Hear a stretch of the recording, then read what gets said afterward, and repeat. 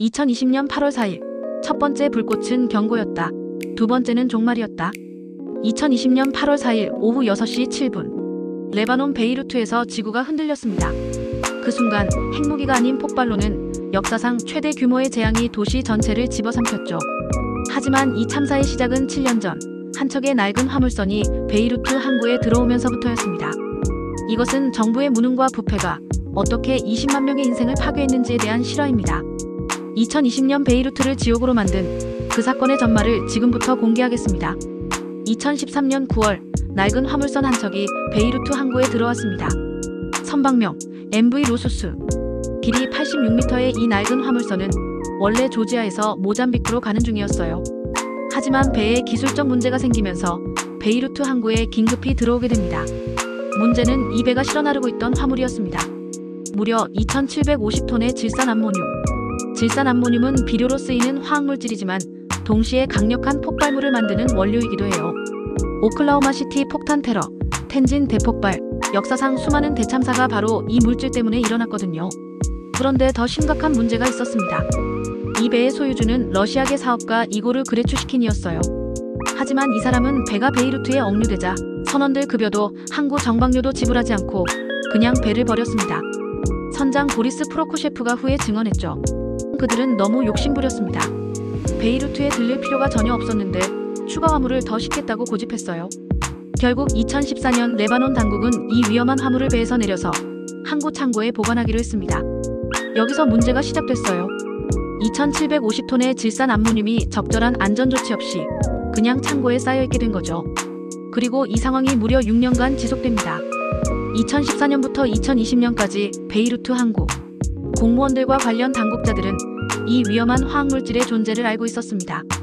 실제로 여러 차례 경고가 있었어요. 2014년, 2016년, 2017년에 걸쳐 관련 당국자들이 이 물질을 안전한 곳으로 옮기거나 처리해야 한다고 보고서를 작성했습니다. 하지만 아무도 행동하지 않았어요. 부패한 관료주의에 서로에게 책임을 떠넘기는 문화, 그리고 무엇보다 이 물질이 얼마나 위험한지에 대한 무지가 결합된 결과였죠. 레바논은 이미 경제 위기와 정치적 혼란에 빠져 있었고 코로나19까지 겹치면서 정부는 제대로 기능하지 못하고 있었습니다. 그리고 2020년 8월 4일 마침내 그날이 왔습니다. 2020년 8월 4일 오후 베이루트 항구 12번 창고에서 작은 불이 시작됐습니다. 처음에는 일반적인 창고 화재로 보였어요. 소방관들이 출동했고 시민들도 그냥 평범한 화재라고 생각했습니다. 하지만 그 창고 안에는 6년간 방치된 2750톤의 질산암모늄이 있었어요. 오후 6시 7분 갑자기 하늘이 빨갛게 변했고 거대한 버섯구름이 치솟았습니다. 그 다음 순간 상상할 수 없는 폭발이 베이루트를 강타했어요. 폭발의 위력은 TNT 1.1킬로톤에 상당했습니다.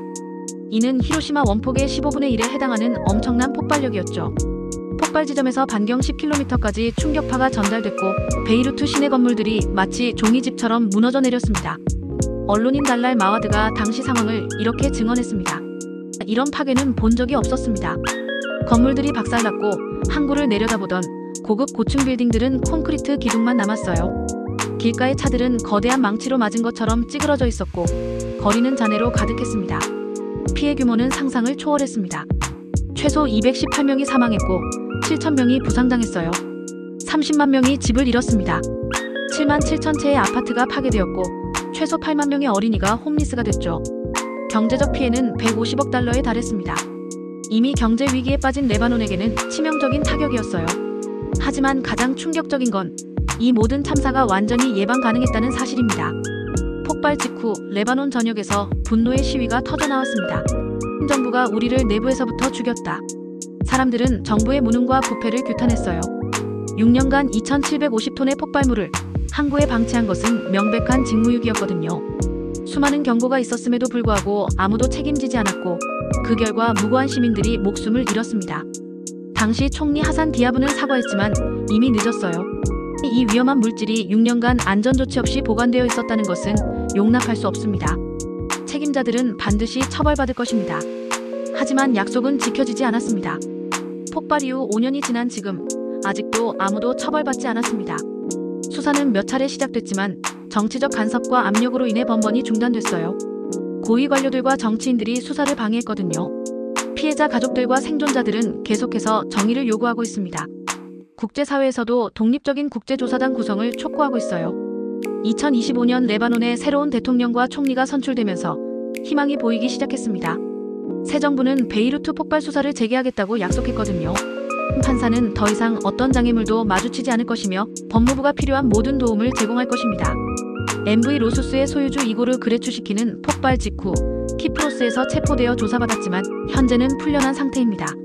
선장 보리스 프로쿠셰프에 대해서도 체포영장이 발부됐지만 아직 구속되지 않았어요. 가장 중요한 건 왜 6년간 아무도 이 위험한 물질을 제대로 관리하지 않았느냐는 것입니다.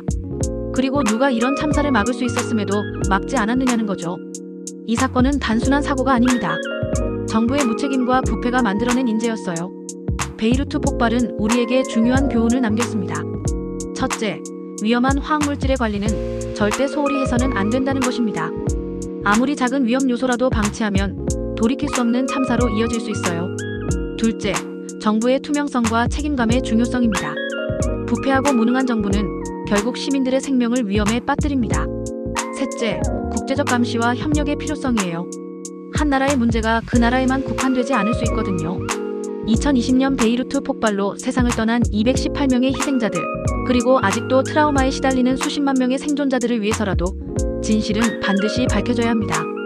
오늘 이야기 어떠셨나요? 7년간 방치된 시한폭탄이 어떻게 한 도시를 파괴했는지 정말 충격적인 실화였죠.